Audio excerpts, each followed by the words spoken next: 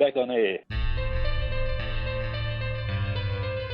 Thanks for downloading the latest episode of Once Upon a Time in the Ashes. Once more on the hunt for those one Ashes test wonders. Over the next two episodes, we're going to sign off from Ashes in the 80s. We started off with Botham's Ashes in 1981 with Mr. Paul Parker.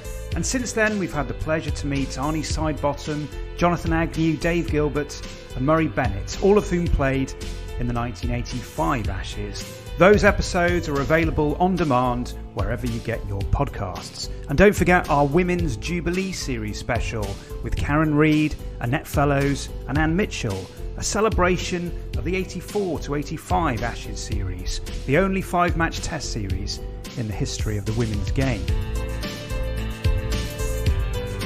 We've now arrived at the 1989 Ashes in England, a thumping series win for Alan Border's men, which laid the platform for the era of Australian dominance that lasted way up until 2005. There were 3 men who played their one and only Ashes test in 1989, but one has sadly passed away since I began this series, Alan Eggleston, who played in the 6th test of the series at the Oval. We'll make sure that we pay tribute to Alan in a subsequent episode. John Stevenson joined him in the starting 11 for that test, and we'll tell his story on the next episode. But today we're going to get the Aussie perspective on proceedings with Greg Campbell and find out more about how his cricketing journey took him from Tasmania to the Saddleworth League in Lancashire and finally to Papua New Guinea. Let's get to the action. Greg Campbell was a right-arm fast bowler for Tasmania and Australia, taking 120 first-class wickets at 33.46. He played 12 ODIs and 4 tests for Australia, including his one Ashes test at Headingley in 1989. Greg, welcome to Once Upon a Time in the Ashes. Thank you, mate. Yeah, it's been a long time. We've been trying to get this together for a while, but we finally got there. It's a bit like my career. So, thank you for inviting me on. No, not at all. Really good to speak to you. So what I'd first like to ask you, I mean, of all the people I've interviewed, you've got the most fascinating current job. You're CEO of Papua New Guinea Cricket. How the hell did that happen? Oh, that's a good question. It's going on 13 years now. It was I was in Brisbane, and I've been in there 30 years since I moved from Tassie, and this job come up through Andy Bickle was the coach, and I know Bick went on to sign for the IPL probably when it first started as the Super Kings bowling coach, so he needed to step down. So I went up as assistant coach, ended up being coach, and then 6 to 12 months later become CEO of Papua New Guinea. And to be honest, I was like most people around the world, didn't know where PNG was, and it was 2.5 hours off Australia when it come up. So I went up there. They were a developing country, and I saw an opportunity, to help out and get back into it. And it's been up and down ever since. It's been a pleasure. But that's how I more or less got into it, through just contacts with cricket. Yeah. One other question I'd like to ask you just before we dive into your career and rewind to that 1989 Ashes and your time for Tasmania was Ricky Ponting. What's it like to have him as your nephew? Well, yeah. I mean, we had a little bit to do with Rick when he was young. He's my nephew. And, when we get asked questions about Rick, I always revert to the family, scored 15,624 runs and took 17 wickets or 14 wickets, whatever it was, and took 100 and something catches. So I always revert to the family. But yeah, look, he was always showed potential when he was young. You go back to the stories about Kookaburra signing him when he was 12 or 13 years old, and the guy going back to Kookaburra in Melbourne said, I've just signed a young boy and we're giving him gear, and his boss sort of went mad at him, and look at the future that holds. So he's always showed that, you don't know anyone's going to perform how they did, but he always had that ability to go, and he loved cricket, he ever since he was a kid when played in the backyard, and he was given every opportunity to do that. We lost a few tennis balls and windows. He would never bowl, so that's why he had to bat and I had to bowl. So I think that's where we both honed our skills in the backyard. Yeah, big time. Yeah. We'll get on to your Ashes test in a moment. I'd just be keen to know, first of all, what are your first Ashes memories? Who do you remember watching when you were a young lad? Oh, everyone, mate. The Chappells, Dennis Lilly was always your idol, and the magnificent West Indies watching thing. I can remember when I was a kid, my dad was Scottish, my mum was Irish, so they sort of grew up. My dad grew up with cricket and the radio on top of the fridge, with the old commentary, and we used to listen to that at night. And yeah, it was just in Tasmania. That's what you did. You played cricket in the summer, and you put the more or less the cricket bat in the cupboard when the season finished and the football come out, AFL. So we grew up with it, and I just loved the side of cricket and how you could get involved. And again, I didn't think I'd end up where I was in life, that you don't as a kid, but I just loved the game. Yeah, well, let's come on to your cricketing career then. I've seen you described as an aggressive cricketer. Would that be fair? Yeah, probably everyone tells me that. Everyone says how much I've mellowed as I've got older. Yeah, I was aggressive, I suppose, on the field. It was that era we went through. I think the Australians did play aggressive. But one thing about that, at the end of the day, we all sat in the room and had a beer and got on. And, some of my best friends are still ex-cricketers of other countries, like Sri Lanka. I got on well, and it was probably one of them games that we played in Bellerive, and some one-day games where it was quite aggressive and thing, but everyone got on afterwards. So yeah, I mean, you had to make up for lack of skill somehow and a bit of aggression, and that's the way we were brought up, to play it hard but be good off the field. And that was the main thing that was instilled in me. You play sport hard, but you're a good person off it. Yeah, absolutely. So how did you first get into cricket in Tasmania? Who was the first club side you played for? Mowbray, same as Ricky. So we all come through the Mowbray Eagles, so we played there, played underage, and a big influence in my young career was Jack Simmons. The Lancashire guy. Jack had a lot to do with Tassie, and more or less got him onto the Shields team. They won the Gillette Cup way back then. So, Jack Simmons had a big influence on me as a kid, and we went through the cricket stage and into Mowbray, and then I moved down to Clarence when I sort of made the Tassie side in probably, I'm thinking now, 85, 86. Richard Ellison, the former England, was their pro and got injured, so I played one Shield game then, and I moved to Hobart. Sort of had a bit of a 2-year break where I couldn't get back in, and look back on my career then, I probably didn't train hard enough or have the right mental attitude, so I learned from that. And then Dirk Wellham moved, and Dave Gilbert, who I know you've had on this show, moved to Hobart. Dirk as the captain and Dave Gilbert as the fast bowler. And Dirk had to talk to me and said that, you've probably wasted 2 or 3 years of your career here if you put your head down and get fitter and have the right attitude. It did. And then, I played that year, and 12 games later or 10 games later, I'm playing for Australia. So, it's just someone having a bit of belief in you. And that's what I still instill in now, even as CEO, have a belief in people that it's closer than you think if you just do the right thing by yourself. Looking back, you probably thought it was just going to happen. Nothing happens in life unless you're dedicated and put your head down. And having that conversation with Dirk, and Dave Gilbert played a big part in that, talking to him that we can form a partnership here, and the partnership was bowling. They talk about batting partnerships, but you also got to bowl in partnerships. And, he had the faith in me to do that. So I trained hard, and I got probably the fittest I've ever been, and, got the break, and the rest is history, as they say. I had a good Shield season, and, I went from there. I mean, you couldn't have thought at the start of that season, being at your first full season with Tassie, that by the end of it, you'd be on the tour to England. Yeah, no idea. It probably didn't even enter my mind at the end of the season. The first inkling I had was the last Shield game we played when Laurie Saw, our chairman of selectors, turned up. And, I was never seen Laurie or met him, and he turned up at the ground, introduced himself, and maybe I thought I was a chance then, but you still didn't know. But I just enjoyed the game. You always have aspirations for playing for Australia, but you didn't think it was going to come 10 games in. So why do you think you were called up, and how did you find out? How was it communicated to you? I think our local press found out before me. Right. Before I got the phone. Back in them days, you talked to all the old cricketers. Our gear used to turn up at the post office in a bag. Phone call. Sort of like I said, at the end of that Shield game, Laurie come and had a chat and just said, you're probably in the mix here. There's a little bit to go. I think they were looking for a like for Terry Alderman. Clemmy, they tried to what would succeed in the UK. And I played a couple of league seasons in the UK, so I knew the conditions. I'd been to Old Trafford to their training net. So it was more or less a like for like. If Terry went down, that I was there to fill in for that. So that wasn't the first time you'd been to England then? You'd played, was it in the Saddleworth League you played before that? Yeah, I played in the Saddleworth League, 85, 86. Just, that was a big league back then. I think there was 25 teams. It was just up from Oldham. When I went to there, it was Sadiq Muhammad was the pro thing, and then Patrick Patterson was there. That was a good, strong league. So, you learnt to play there. And, coming from Tassie, I was used to the cold, but I weren't used to playing on wickets that were covered with snow. it was a part of your life you look back on and said how good it was. All right, well, let's have a look at this Ashes tour in a bit more detail, if that's all right with you. So, you're suddenly in the Australian touring party. What was the environment like? Was it welcoming?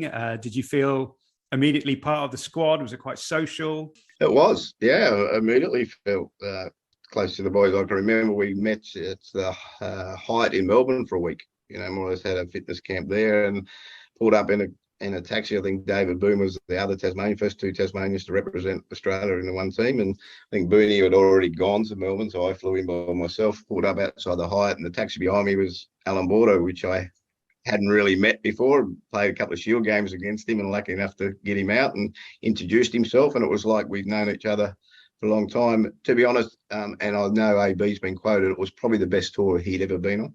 It's easy when you're winning, but they made a pact is a bad word, but, there was no wives or girlfriends allowed on that tour. In 81, 85, when probably Australia should have won the Ashes, they're not blaming the partners for that, but he just said he thought on this tour we needed to be all together, and it was a great tour. It was one of them tours where nothing went wrong. I think we lost one game on the tour, and everyone seemed to click, and everyone got on, and everyone enjoyed each other's company, and there was a bit of social activity afterwards. You can't not have social activity when you're room with Merv Hughes. Yeah. That was my roomie for most of it, and I had Stephen Moore for the test matches. So we're actually a bit superstitious because when we won the first test, AB didn't want to change anything. So he kept the same roomies all the way through, which I know the other 15 blokes on the tour were happy I got Merv.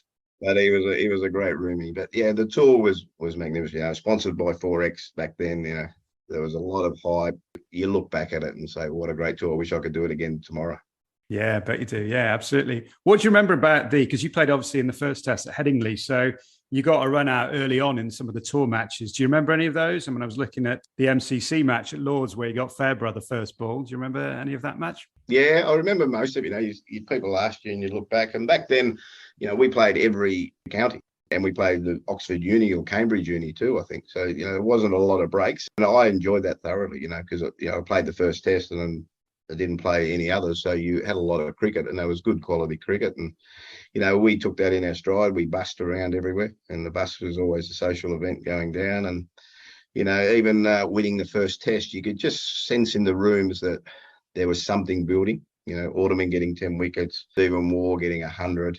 Mark Taylor got 100 in that game. There was something about, as the game went on, that there was something clicking in the team. And I think England felt it too. As the tour went on, they sort of started falling apart. People went off to the rebel thing, but, it was just that momentum that happened through that Headingley test match that you could see something building. Yeah. Well, what was incredible in that series that England used 29 players. Australia only used 12, which kind of shows the consistency in selection. Obviously, you were the 12th because you only played in that first test. Were you disappointed not to play in some of the other games after that first test? I was. Yeah, of course you're disappointed, but I understand why. They took 4 seamers in there and didn't play a spinner, and we had Tim May and Trevor Hones who actually come in and played the rest. And, it's like anything. I didn't bowl that well in that first test. I remember, I think it might have been first change I come on and second change, and Merv was at mid-on giving me his usual encouragement. This bloke's not a bad player, don't bowl badly, and, just joking. And I said, well, that's fine, just give me the ball and I'll bowl. And he said, you've got it. So I didn't even realise I had the ball in my hand. It's a nervous thing. And you sit back now, and I remember when I got picked and I was going back to the Hyatt in Melbourne, David Boon said, to me, it's now 80% mental and 20% ability. That's what it is now. And you have to get your head around that pretty quickly. It's not 80% the other way. It's all mental now. And looking back again, it's always, looking back, a good thing or a bad thing. I probably wasn't mentally in that right space, and that was all new. I found out the night before I was playing.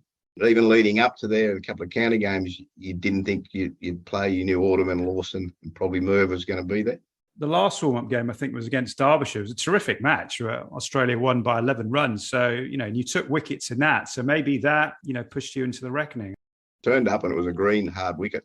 I mean that. And they had Bishop, former West Indies, and I think Devon Malcolm might have been. Devon Malcolm, yeah. Devon Malcolm. And we didn't score a lot, and it was green top. It was one of these wickets. And even I can remember AB saying, what are they doing here? They're trying to hurt us, with these blokes. And we ended up winning the game, and I did get a few wickets. And I think I even got a few runs with Hills in the second innings. I enjoyed it. Like I said, I thought I was ready, but mentally, probably going to the Test match was a bit overroaring. But you look back, and I actually said to someone the other night, if I'd played another one or two, I could have been all right, because Shane Warne took one for in his first Test match for a couple of hundred, and Merv took one for a couple of hundred, and ended up both getting 200 wickets. But it didn't turn out like that. But I wouldn't take anything back, and you learn from things as you move on, and as you get older, you can instill that in the new players coming through. And was it AB the night before the match who told you were playing? Probably Bobby Simpson, I think. In a roundabout way. Like I said, I was pretty laid back, and in the team meeting. And by the way, because I used to get called Junior, because I was probably the youngest and the newest, and Junior, you're playing tomorrow.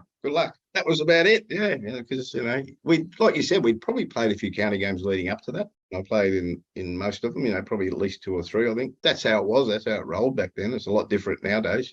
Was it difficult as well? Because Australia batted first, and as happened throughout that series, they racked up, a serious amount of runs. 601 for 7 declared. Even Merv Hughes got 71 in that match. Was that difficult to have to wait for your time to bowl in terms of the nerves building up and up and up?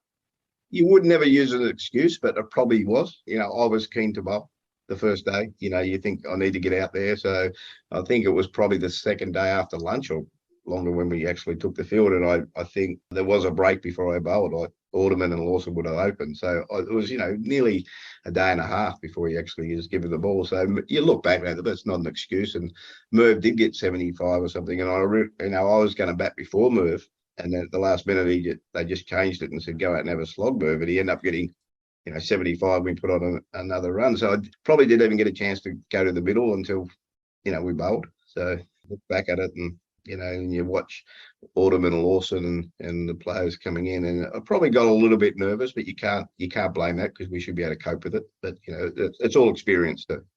But you got your wicket, and how big a moment was that when you got Pringle LBW? Was that a really proud moment? There's a photo going around. I think Dean Jones was more happy than me. If you see me, I didn't celebrate too much, and I thought I didn't bowl that well, and there's a lot of excuses. I did struggle coming down the hill. It was a bit at Headingley. I bowled a few no balls, and when you start bowling no balls, you always hold back a bit. But I think Dino was more to me. I can remember Ian Botham, they're going through the team, and he said, "Well, young lad, you got the Queen of England out, Derek Pringle." So he made me feel even better. Brilliant. And just looking at the end of that match, did you expect England to collapse quite as dramatically as they did? They were all out for 191 from 131 for 4. And when they did that kind of instill a belief in the whole squad that actually they're there for the taking in this series? Yeah, I sort of mentioned that before. We could see something building. And, it's a funny thing, and you can't explain to anyone. When we took the field in the second innings, there was just something that happened that we knew we were going to win quite easily. Everything went according to plan. With Clemmy got another 5 for, and I don't know whether LBs or caught behinds, they just seemed to nick it. And I can remember one of our meetings, and AB will probably, if he ever listens to this, will kill me. He played with these guys at Essex, but he made a pact not to talk to them on the field.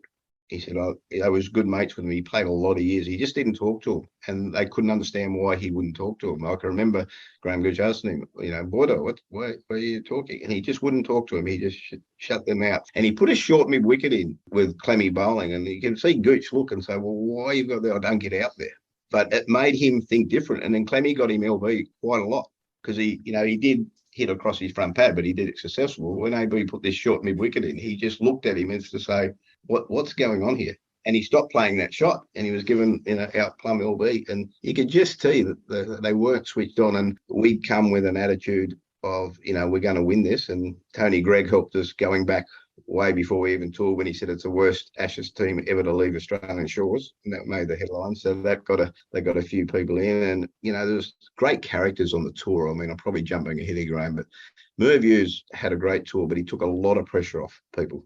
He was the character, the clown of the team, and we were winning, and everyone wanted Merv, so they left a lot of the other people alone. And we just went on, and he took an enormous amount of pressure off everyone else on that tour. He did a lot of media stuff, so people could get on with their game. I remember Stephen Moore, that was his breakout series when he was not out in the first 3 tests, and Stephen got a bit of media, but they didn't. They all went after Merv. So, the blokes like that could just concentrate on what they were there for. Yeah, invaluable to have someone like that on your side because he can take the attention away and you can all just concentrate on your games. Yeah, it's a really good point. But it's interesting what you say about AB as well. It's incredible discipline from AB to do that. What was he like with you guys behind the scenes? Was he kind of like in business mode with you guys, or was he pretty relaxed and one of the guys? He's pretty relaxed. He got the nickname Captain Grumpy, but we never saw it. I mean, a couple of times you could see it, especially in a county game. I think when the two Smith boys got for Hampshire got runs and he wanted to play golf, and we had him 5 for nothing, and he thought he could play golf, and Chris Smith and Robin Smith got runs, and the Captain Grumpy come out there, and it was probably his only county game. But he was very relaxed. Very relaxed, and he thought, take credit for AB and even Simo. I reckon they got together unbeknownst to me and said, "This is how we're going to play this. We're going to just be standoffish to the Pommers, and they won't like it because AB knew them very well, and it worked out that way. They couldn't understand why he wouldn't talk to them." Yeah, superb strategy, absolutely. So obviously you only played in that one test. What did you make of the other tests? And was it just, as you said, you just got on a roll and just absolutely steamrolling them, didn't you, really?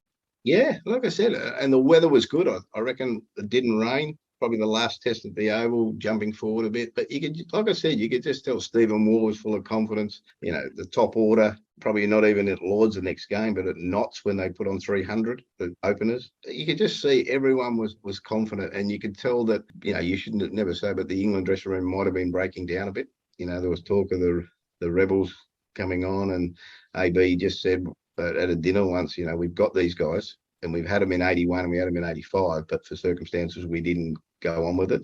So he was relentless and doing what we're doing. Like on the field, we don't talk to them. We don't communicate with them. We just do our business, and off the field we can. And it just kept growing. I mean, Steve Ward grew in confidence. Mark Taylor's breakout.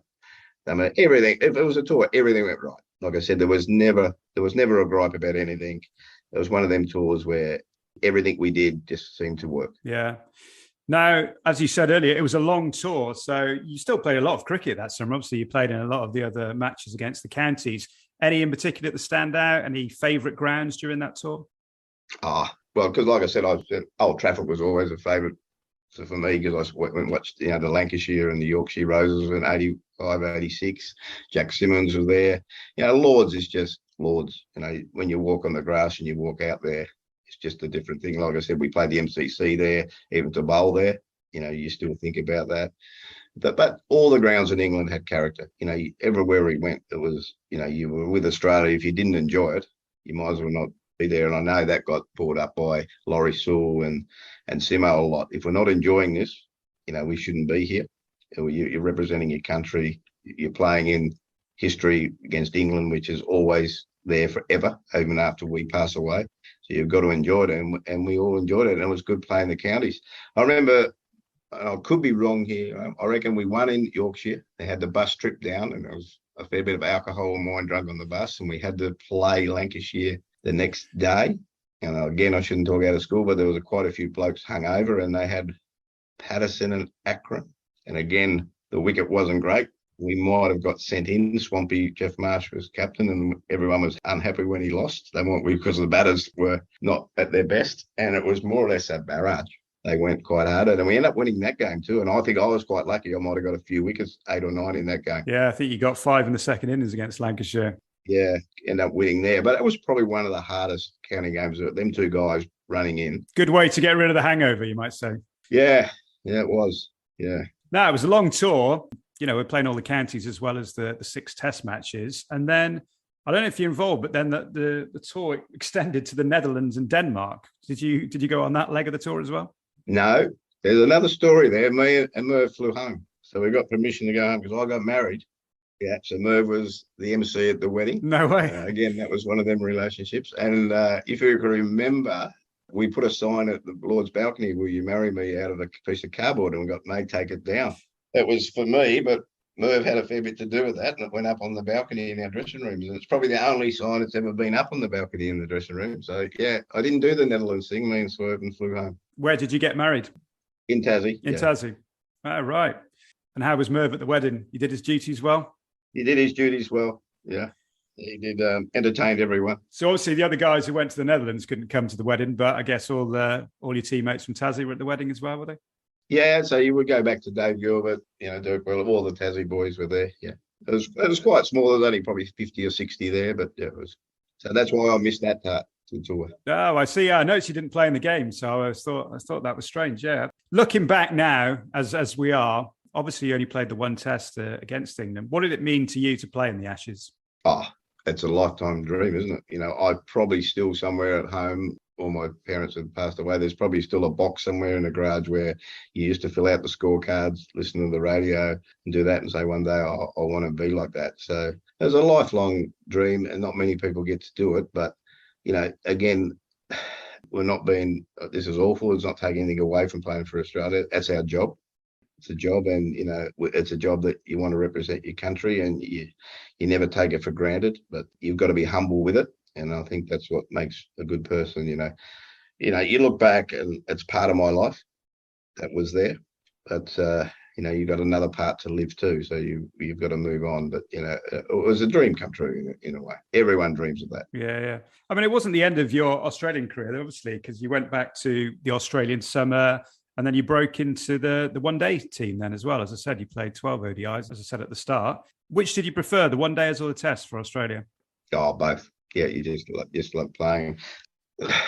If you look back now and, being in charge of a country and having these ICC meetings that I've attended for the last 13 years, the game's changing. T20 is becoming the way everyone wants to be. But the test match cricket is skill. You've got to have a little bit more skill. I'm not taking anything away from the T20 guys. I hope they don't get me wrong out there, but you've got to have a little bit more skill and a little bit more patience to play the Test cricket, and hopefully that never dies. The 50 oval enjoyed. You could to do that, and I had a little bit of success at that. Against Sri Lanka and all that. But it was just a joy to play for your country and just a joy. Like I said, I love playing cricket. Whether it was for Tassie, whether it was for club, I went back and played everywhere. I didn't want to miss a game. Yeah, and I guess that leads me on to the next question, because I guess the next kind of historic moment for you in terms of your Australia career was those 2 tests against Sri Lanka, including the first ever test at the Bellerive Oval. So how special was that for you to play, at your home ground in a match for Australia? Oh, again, it was one of the pinnacles of my career, me and David Boon at Bellerive Oval. And, Steve Randall was the umpire. So he was the third Tasmanian in that thing. And, to play in that first test, we've had one reunion since, and to play against Sri Lanka, like I said earlier, some of my best mates are still, Graham LeBroy and Aravinda De Silva, and to play in that in front of your home ground. I remember going out to bat at 9 and the ovation of the people there. Yeah. You remember when you were a kid chanting Lily, I could hear them chanting my name, and it was just a great buzz. And Booney was actually probably one of the nervous I've seen him in all his test career. To play a home test in front of your home ground, one of the first ever, was quite a big moment. And there's a lady on the hill doing a proper print, which still hangs in the Bellerive Oval, and we all got a copy of that. Look, it's come a long way, the Oval, since then. And it's a shame they don't get more test matches, and, they always seem to miss out. And so hopefully moving forward, Cricket Australia will see that. But to play in that, you can never take it back, and it was a great moment. Yeah. Were you and David Boon head of entertainment? Did you have to take the Sri Lankans to the best hotspots in Hobart? No, we left that to them, I think. I think Merv might have taken them out after him sledging him a lot. He might have been there in their dressing room. Yeah. It's always Merv. It's always Merv. Yeah, there you go. And then you played against Pakistan as well. Did you enjoy playing against them? You already mentioned Wasim Akram, who you played for against Lancashire. But how did you rate him on the international scene? He was probably the best bowler I ever faced. And I've got a little story if you got time in that test match. I think I could have been part of a hat trick. I'm not sure. But he went round the wicket with the new ball, and I got to know Wasim even through the Lancashire leagues and when he was there. And I reckon I played and missed 6 deliveries in a row with the new ball. I managed to nick one after missing 6 deliveries in a row. You know how the textbook tells you to play straight? Well, after about the 4th ball, I just started doing the windscreen wiper because I thought I'm not going to hit him. And again, I go back to who was at the other end, Merv. And after the 3rd ball, I said to him, mate, what do I do here? And he said, well, good luck. And we're not running ones. And you got to either hit boundaries or 2s or 4s. He said, well, because I ain't getting up that end.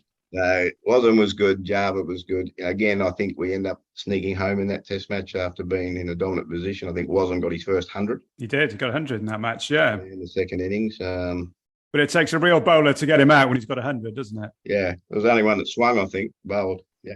Mind you, if you go back, I think we had him caught behind when he was about 50 and he was given not out. But anyway, that's another story. And then your final Test appearance came against New Zealand in Wellington. And, talking of great bowlers, great all-rounders, and Wasm Akram, Richard Hadley in that match. What are your memories of him and how do you rank him against the likes of Akram? Oh, he was unbelievable, wasn't he? I mean, that was a series. I think going back, I was 12th man in the Test in Brisbane when God bless his soul, the late Dean Jones came out and said that Mr. Hadley was a bit older, you could play him with a stump. Hadley got 9 for in that game, I think.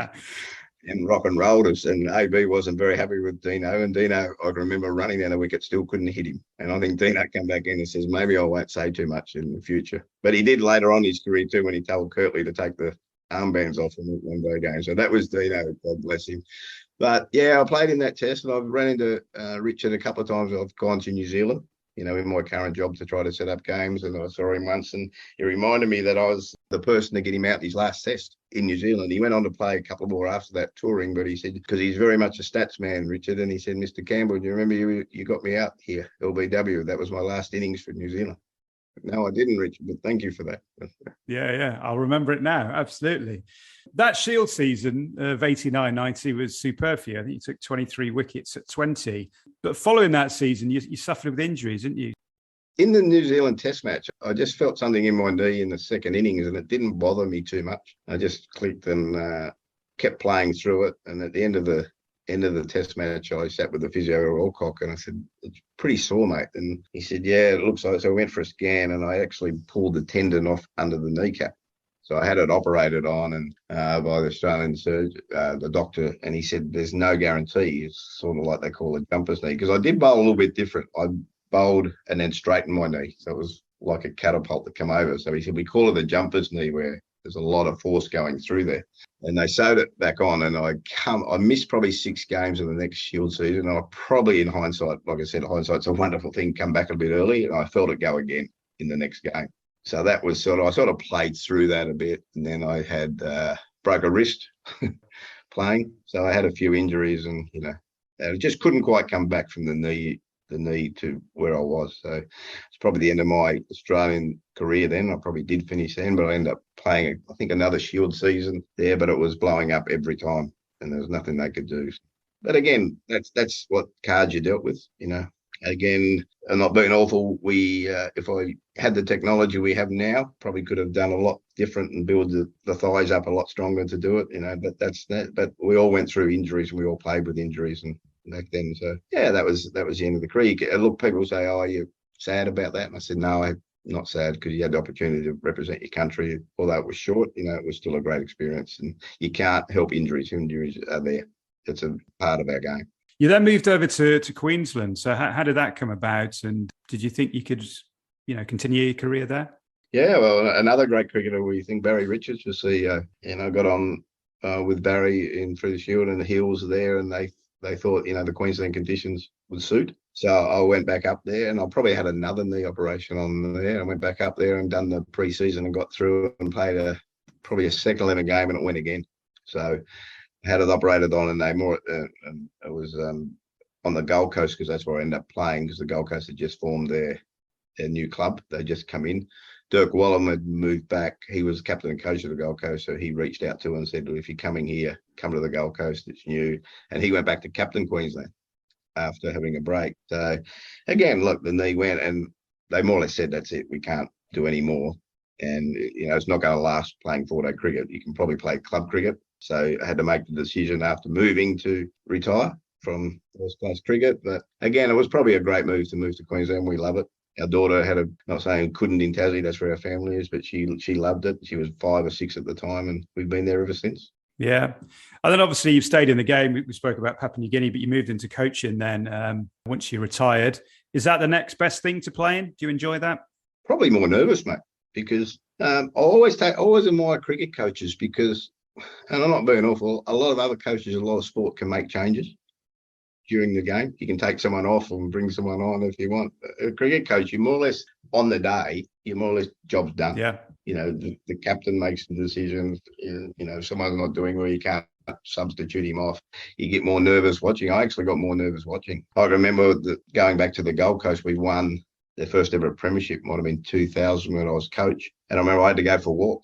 I never saw the last innings. You just couldn't, probably a bad watcher of cricket. And I still am a bad watcher of when I go to PNG, watching them try to qualify for World Cup, because you feel like you've got no control over it. Well, at least when you're on the field, you have that opportunity to make a difference, whether it's a catch or a run out or do something. But as a coach and thing, I think I always feel for cricket coaches. I think it is one of the hardest jobs in the world. I've also enjoyed the other part, because jumping on the other fence to an administrator, because you have the experience of both sides now. You understand. And when you're a player, you probably don't understand the administration side. The administration is always your enemy as a player. Well, they're not. They make decisions and a business decision and make sure that the finances there and they can keep the thing afloat. So it's been a great mix. And what are your, just to kind of finish off this conversation, what are your aspirations now for Papua New Guinea cricket? And I guess you're in a unique place to comment about the emerging countries and world cricket. Yeah, we can always say the ICC should do more for us, but I think we have to look at our own backyard and try to be more sustainable ourselves. I believe we could probably set up our own future leagues program outside what the ICC get.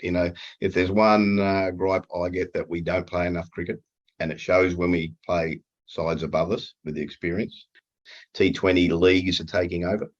We know that. Domestic T20 leagues are becoming huge because players can earn a lot more money. I'm frightened that Test cricket might die a little bit. I don't think it'll ever die, and I'm a believer. If you asked me 10, 15 years ago before I come in administrator that Test cricket should be there, but I believe maybe it should be cut a little bit, or 2 divisions, to make it more interesting. That's my point of view, and I know some full members won't agree on that, but I think that's the way to go. I think, unfortunately, we have, and all sport have strong 2 or 3 teams, and the rest drop away. And as the world is now, it's a fast world. To watch a game that more or less people know the outcome, they won't watch it.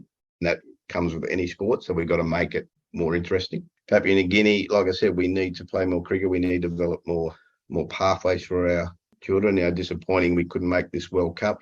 Got to the semi against Zimbabwe and they beat us by 20 runs. And, I wasn't there, but you talk to the coach and they'll come back with, it was just that little bit of experience again. We probably were in the game to win it, but just sort of lacked that experience of cricket knowledge. And I can remember the last World Cup we played Sri Lanka, and Mahala Jayawardena asked me, could he come and speak to our teams? It was a practice game, and it was in Abu Dhabi, and he said, you guys were going to beat us, but what you didn't have was experience of playing and the knowledge of cricket. There was a breeze blowing. I think Tony Ura, not having a go at Tony, was trying to hit sixes to the long part of the ground into the wind.